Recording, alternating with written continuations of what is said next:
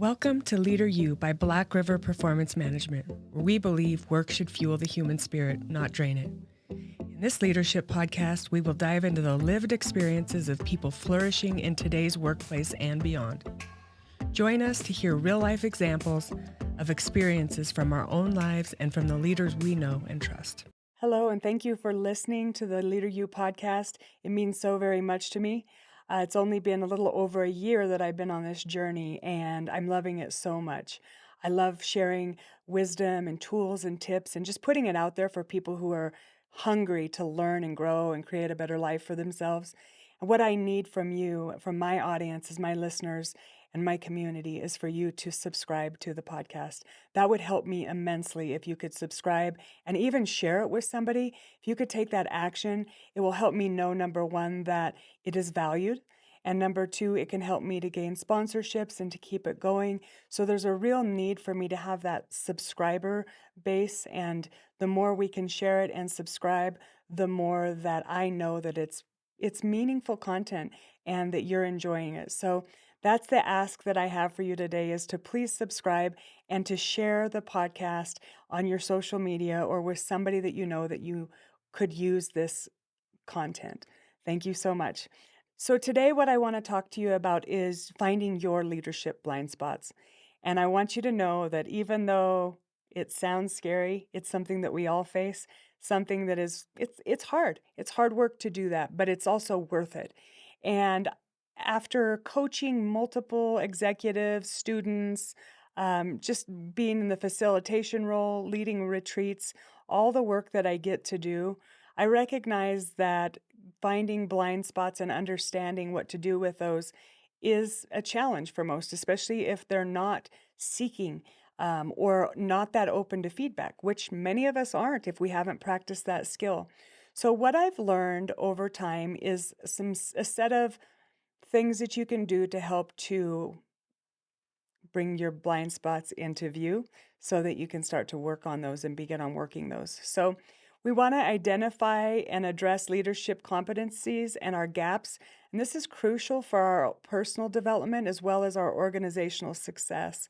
So I want to start off with some practical ways to self-assess and also to gather some really objective feedback. And the first one is self-reflection and self-assessment tools. Start your introspection by gaining a little bit better understanding of your behavioral styles, your personality traits, and your leadership styles. And then, so we have a variety of these tools, which would be from our Trimetrics EQ, where we have our DISC and our driving forces and our emotional intelligence. We also have 25 leadership competencies, or DNA, where we can look over 25 different leadership competencies, which is basically what we talk about a lot on the podcast, is building leadership competencies. But those assessments will help you know where you are, and it'll help you understand the science of yourself, and also it'll help you understand the other people that you're working with. So getting a little bit of using those tools to develop more self-awareness and reflection is very huge. Another tool that we have is a leadership assessment, which shares your styles and how you prefer to lead, and then we can help to figure out how that may be serving you and how you could improve to serve the people that you lead more effectively. And we have more information on that. This is if you want more information on some of the tools and assessments that can be utilized to help you to identify more about yourself, learn about your strengths, your weaknesses, your preferred ways of communicating, your ideal environment, keys to motivating, keys to managing, all of these things. We have these tools, and we have a variety of partners that we use these tools with. So reach out to us at info@BlackRiverPM if you want to know more about the tools or you'd like to see a sample assessment. That's something we could send at any time. Another tool is utilizing a 360-degree feedback survey, which is something that we also can do. This is a tool that it doesn't only take into account what you think and what your skills are, but it also collects feedback about your performance from various sources, including your superiors, your peers, your subordinates, and even customers or clients. So, this method provides a real holistic approach and a view of your performance. It can shed light in areas that might need improvement that you would be unaware of because that's why they're called blind spots, right? So, we need to understand a little bit more about ourselves. And, it's a brave step to take, but it's so worth it. The clients that I know that utilize these have so much more improvement when they get accurate feedback because oftentimes the way we perceive ourselves is not the way we're being perceived. So, self-assessments, and then the next step, if you've done self-assessments or maybe you've only done one or two self-assessments, maybe the next step would be doing a leadership assessment, just depending on where you are in your journey. And then the next step would be having a 360-degree survey. And it's really helpful when those are done from outside the organization because people feel a lot more validated and safe in those types of instances where there's a third party doing that. So that's something that we can help with as well.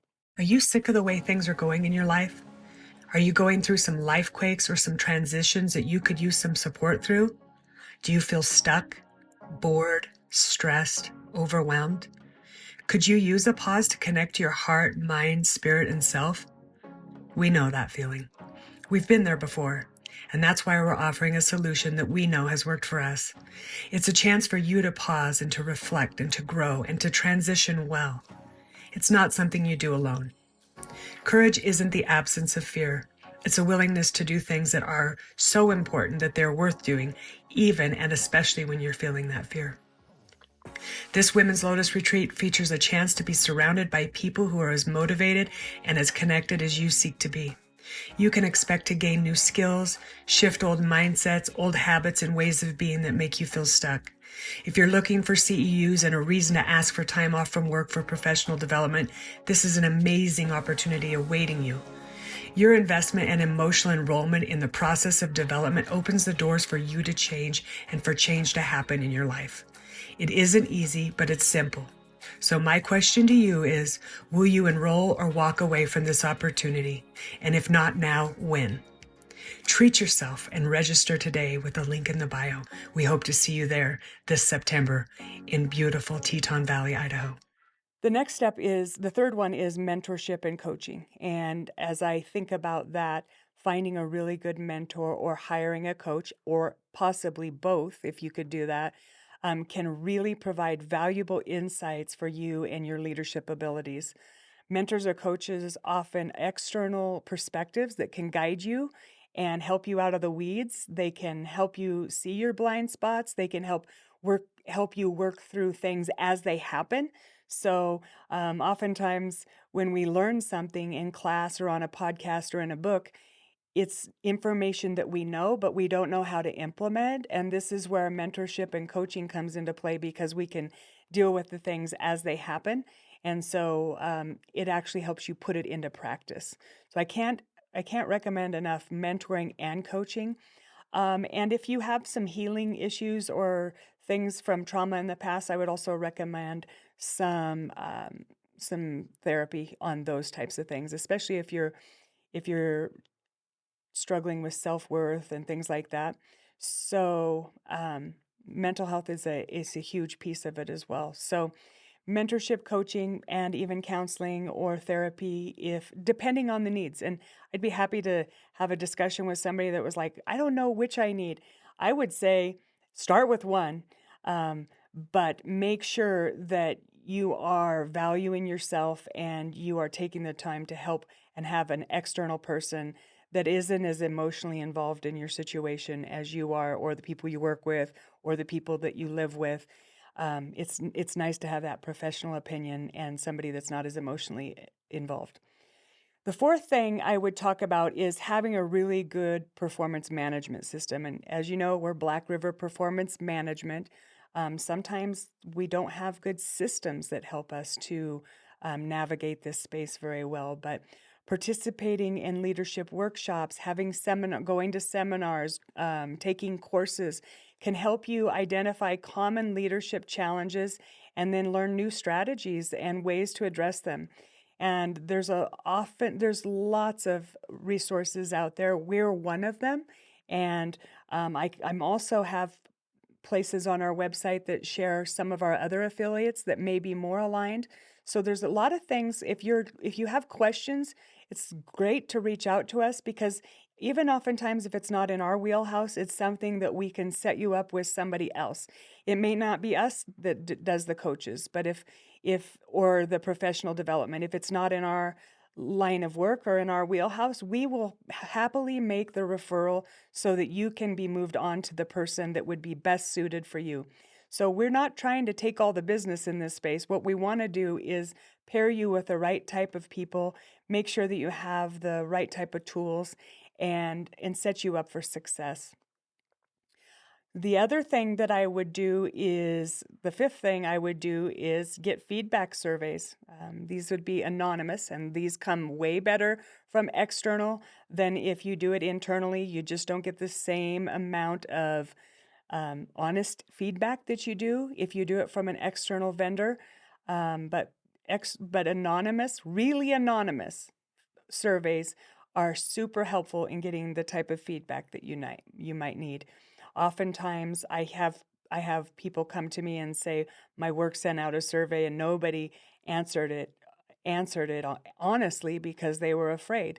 And I've actually worked in those kinds of situations. So this is why it's helpful to have external people do surveys so that you can get honest feedback that you need.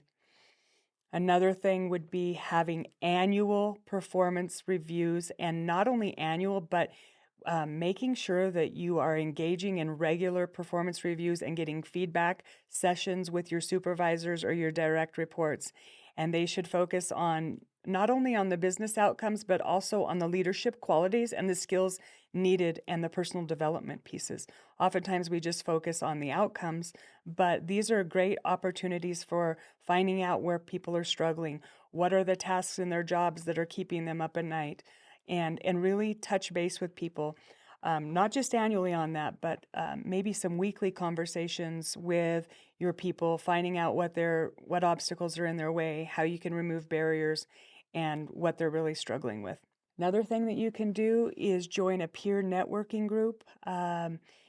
Whenever we have community around us, that is going to help us with getting different leaders' perspectives, sharing experiences and challenges.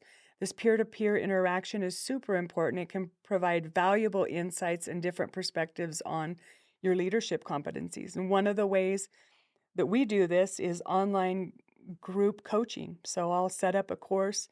Let's say it's in difficult conversations. As a competency you want to improve on, say it's difficult conversations. You can have 10 people from your work in that actual course, and then you all go over the same material and you're learning the same things, and then you have group coaching as well with that. Or it could be something that's already existing in your community. There's plenty of online and face-to-face. So look into ways that you can have peer networking groups where you're all trying to grow. Let's say it's your emotional intelligence. You all join a course together, or you're doing a book study, or you're doing a mastermind. Some kind of community that helps you level up in your leadership capacity.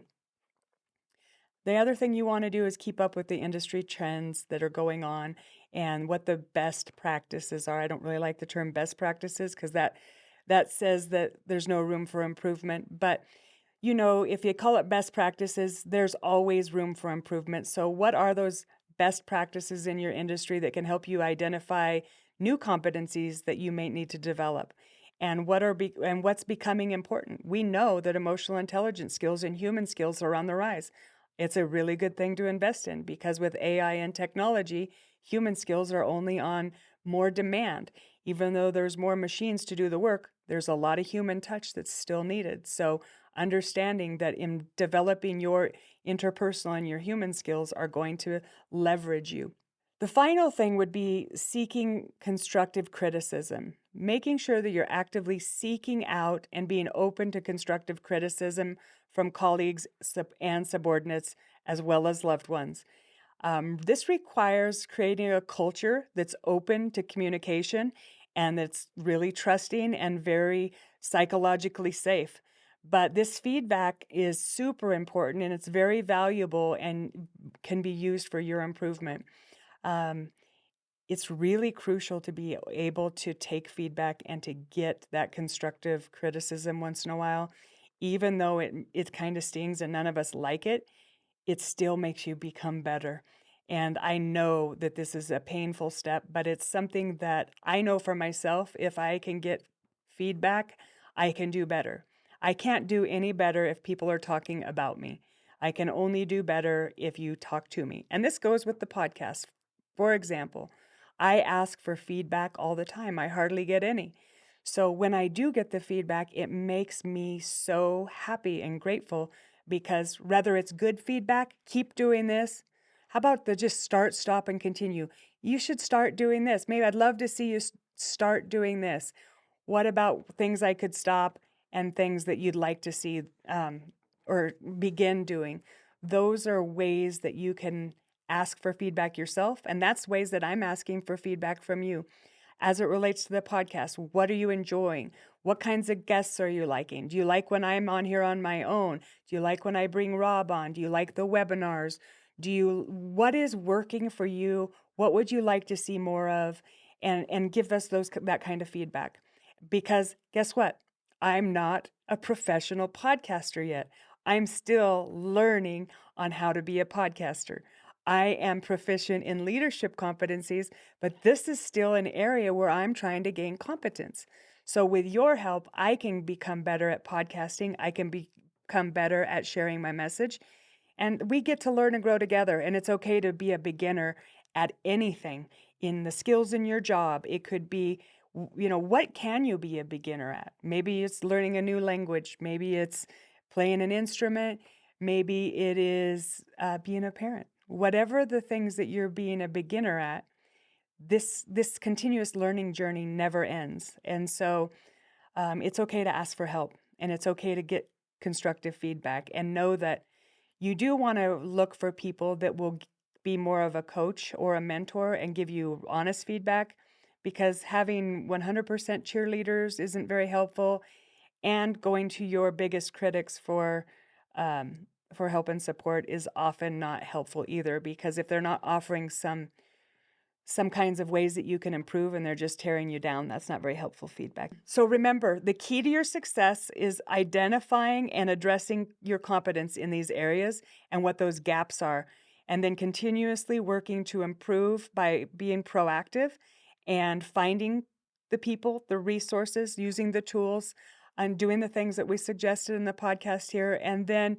get that feedback that you need so that you can significantly increase your productivity, your performance, and your basic overall quality of life and leadership. So hopefully this was helpful, and you've already subscribed and you're going to share this with someone, and your action item would be to commit to doing one or two of these things and adding them to your calendar today so that they actually happen and they're not something that you forget about or you have intentions to do, because intentions without action have no benefit to anyone. Thank you for listening, and don't forget to subscribe and share with someone. Thank you so much. I love you all.